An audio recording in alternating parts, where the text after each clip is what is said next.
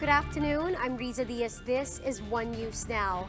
Total COVID-19 cases in the country have surpassed the 80,000 mark, with over 2,000 new cases reported today. Data from the Health Department show that there are currently over 52,000 active cases in the country. 39 new casualties from the virus were also recorded, bringing the country's death toll to nearly 2,000. Now, some good news though, nearly 400 individuals have recovered from the virus. There are now over 26,000 recoveries as of today. Now, despite the warning from the government prohibiting mass gatherings for tomorrow's SONA, youth groups are determined to hold their own protest action in UP Diliman. Lynn Olivario is on the ground to give us the latest. Lynn, what can we expect for tomorrow? Riza, despite restrictions on protest actions for tomorrow's State of the Nation address, youth groups say they will not be silenced.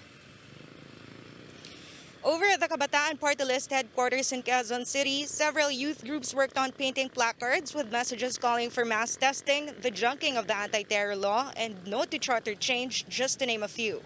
The group is also preparing an effigy in the form of a coronavirus, with President Rodrigo Duterte's face on it. Kabataan is also preparing to present the 4 reasons why they think President Duterte should step down from his post. The group listed his alleged corruption, anti-people policies, allegiance to China, and his so-called fascist regime. The youth group also noted other issues such as lack of concrete plans on the resumption of classes this year amid the pandemic.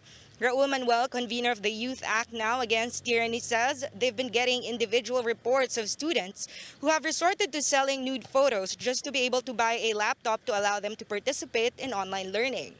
Meanwhile, the College Editors Guild of the Philippines expressed dismay over what they called a curtailment of press freedom in the non-renewal of ABS-CBN's franchise.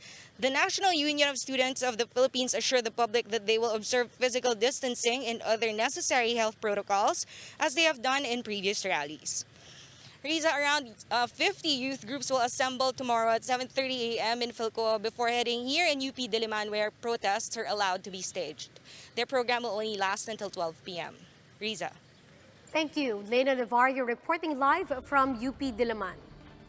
Now, here are other stories we're keeping our eyes on. The Trade Department has temporarily suspended accepting online applications for small business loans. The department says this is after loan requests exceeded budget. DTI says the suspension is only temporary until they are able to source new funding. The Bank of China expects the Philippine economy to recover in the fourth quarter after fallout in the first 3 months due to the COVID-19 pandemic. However, the government's economic cluster sees gross domestic product shrinking by as much as 3.4% this year, with a rebound set for 2021. And the Games and Amusements Board has given assurance that all 12 PBA teams can resume practice next week.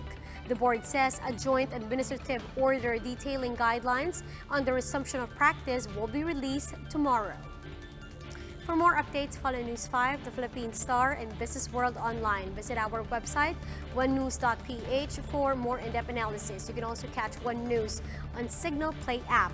Register for a free account now at www.signalplay.com and stream One News live anytime, anywhere. I'm Riza Diaz. We are One News.